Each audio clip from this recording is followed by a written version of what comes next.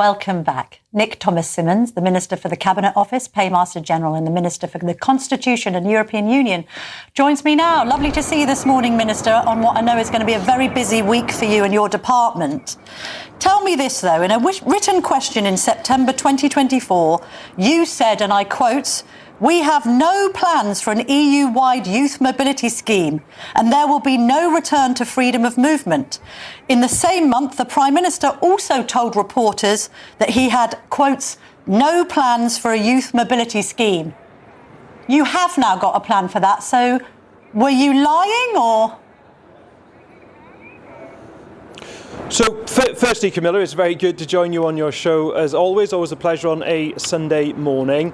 Before I just come to that specific point, just to say that I'm working very hard at the moment, right up to the wire, to deliver for the United Kingdom and to try to deliver a deal tomorrow that's going to give us more secure borders, that's going to give us lower household bills, and is also going to be good for jobs, good for investment in the United Kingdom. But I'm pleased to take a break out of that to come on to your show. In relation to youth mobility specifically that you've asked me about, I've also said that we would be open to sensible EU proposals. I've been saying that for some months, but firstly, we will not go back to freedom of movement. And secondly, anything has to be consistent with the government's approach in the migration white paper last week to reduce the level of net migration. The level of net migration has been too high. That's what people have been telling us on the doorsteps. It quadrupled between 2019 and 2023 to just under 1 million. This government is committed to bringing the net migration figure down, and that's exactly what we will do. But it is a form of free movement, isn't it? It's the free movement of European students. And you had ruled it out in September. It isn't freedom of movement. We have 13 existing youth mobility schemes. We've got a youth mobility scheme with Uruguay, for example. Nobody suggests we've got freedom of movement with Uruguay. I've said it has to be smart. It has to be controlled. That absolutely isn't freedom of movement. And it will also give, by the way, opportunities for young people here in Britain to experience different cultures, to go abroad to work, to go abroad for study. But that is just one aspect, Camilla. What we will be looking at today in these final hours is this deal overall in the national interest, overall in the interests of the British people, and we will only sign it if it does.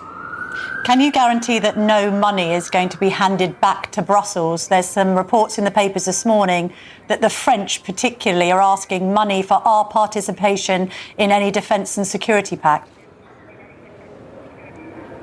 So we consider individual programmes on their own merits, on the basis of value for money and what's in the UK interest. So, for example, the last government agreed to pay money into the Horizon and Copernicus programmes. Now, that clearly has benefit for the United Kingdom. We supported it in opposition. I was at a project at Imperial College London, not too far from here, only a few weeks ago, to see some real cutting-edge research that keeps our university sector world-leading, which it is. So we would be looking at, on an individual and particular programme, is it value for money, and is it going to deliver for the British people? So we will be paying... That's a very hard-headed approach we take. I call it a ruthlessly pragmatic approach.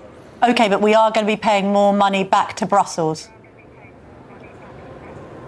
No, we look at individual programmes as to whether, we're not talking about the general EU budget. What we're talking about here are where there are specific programmes that are in the national interest. We are already, as a government, doing that. The previous government did that too. And it's not about handing money back. What it's about is benefit. And the money we put into Horizon research, I wouldn't describe that as money back to Brussels at all. That is money into a collective programme that is a huge benefit to Britain, and that's the test we will always use right across this. But my question is this: are we going to be paying more of British taxpayers' money into this system now because of this deal than we were last week? No, not into there's a distinction between, not we're talking about the general EU budget. What we will make whether it's when we come to the end of this process and we're in the vital final hours, is if there are specific programmes we think are in the national interest. It's not about handing money sort of back into something. It is about making a judgment for benefit for the United Kingdom. And that is, it's a sensible, pragmatic, I call it ruthlessly pragmatic approach. Can we deliver benefits to the United Kingdom? And that's the test we're going to use. But again, but forgive me. I repeat, nothing is agreed until everything is agreed. Right, and we've heard that before. Forgive me, though, and I know you've been working hard on this, and I know you're a well-respected minister, but are you really somebody who can act in the national interest when in recent years both you and Keir Starmer wanted a second referendum which would be absolutely against the national interest because it would have betrayed a Brexit vote that was voted for by 17.4 million people in this country? And yet you and the Prime Minister campaigned against that democratic mandate time and time again. So do you really know what's in the national interest? It's this Prime Minister that delivered the trade deals that those who advocated for Brexit in those years absolutely couldn't. So it was Boris Johnson who said that he would secure a trade deal with India by Diwali. He didn't say which Diwali, to be fair, but he completely failed to deliver it.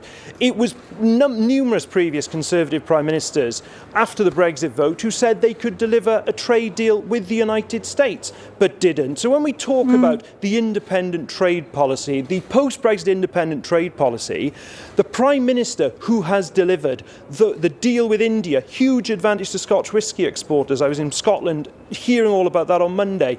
Or with the United States, that has literally saved jobs across our car manufacturing sector, including at Jaguar Land Rover. It wasn't the previous government or the previous Conservative Prime Ministers that delivered. It was this Prime Minister. OK, but hang on a minute. About this Prime Minister delivering. We've seen him actually do it, Camilla. But you and the Prime Minister are Europhiles. We've got a situation now with what's being billed is correct, that you're going to go for dynamic alignment even though Eurocrats would have accepted mutual recognition. You're going to potentially get us into a situation where we need to provide troops for an EU army.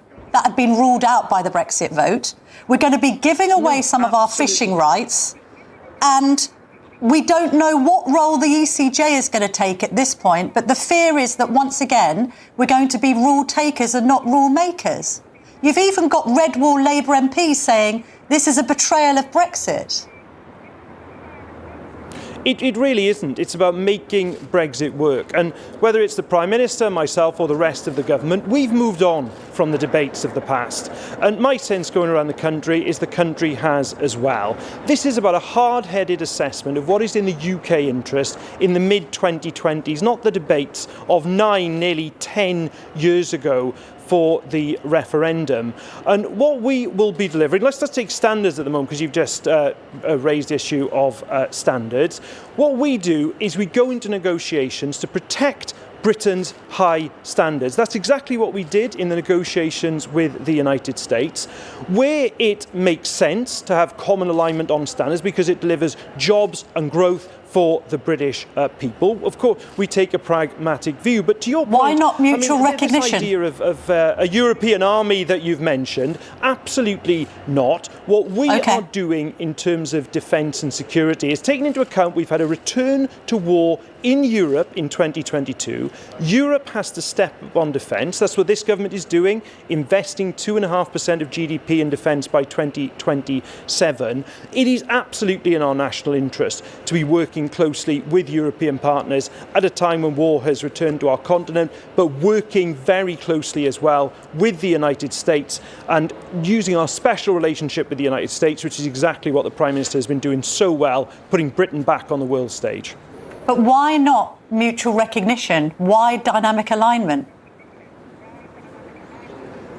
Well, Look, what I'm talking about in terms of standards, and I'm sure you'll appreciate, Camilla, it's not in the British national interest in these final hours for me to negotiate across your show, important though it is on a Sunday morning. What we have said in terms of standards is our starting point is what is in our national interest. We are a high standards jurisdiction. That is what we defended when we were negotiating with India, when we were negotiating with the United States. And this is our sovereignty that we are exercising. Sovereignty to have these different trade deals. Our sovereignty that we are exercising in terms of where we choose common alignment on standards, but it's for jobs, growth and putting money in people's pockets.